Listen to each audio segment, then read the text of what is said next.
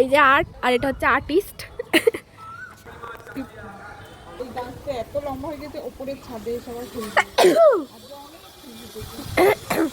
এগুলো নিচ থেকে তুলতে হবে। দেখো তোমরা সবাই কত ফুল হয়েছে। ফুল কিনতেই হয় না, বৃহস্পতিবারে কিনি। এই গাছটা হচ্ছে বাচ্চা নীলকণ্ঠ গাছ। নিচে গাছ একদম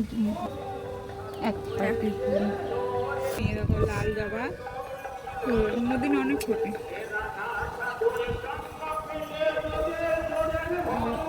এ দেখো এখানে একটা কালারের, এটা একটা কালারের জবা,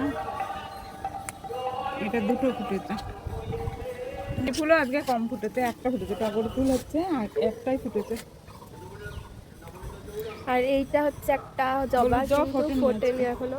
কি গাছ তোমরা বলো তো দেখি কমেন্ট। হচ্ছে বেদানা গাছ, আমি লাগিয়েছিলাম অনেক কাল আগে, কিন্তু একটাও বেদানা আপাতত হয়নি।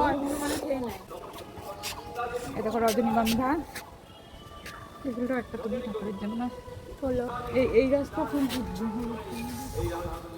দেখো নিম গাছও আছে, এই নিম গাছ আমি খাই রোজ, কচি পাতা, যেহেতু আমার সুগার আছে কচি পাতাগুলো মাঝে মধ্যেই খাই। আর গাছে কত লেবু ধরেছে দেখো,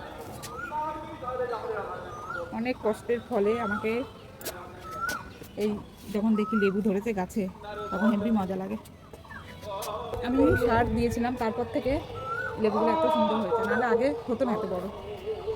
আমার পুজোর ফুল হয়ে গেছে, এবার আমি নিচে যাবো।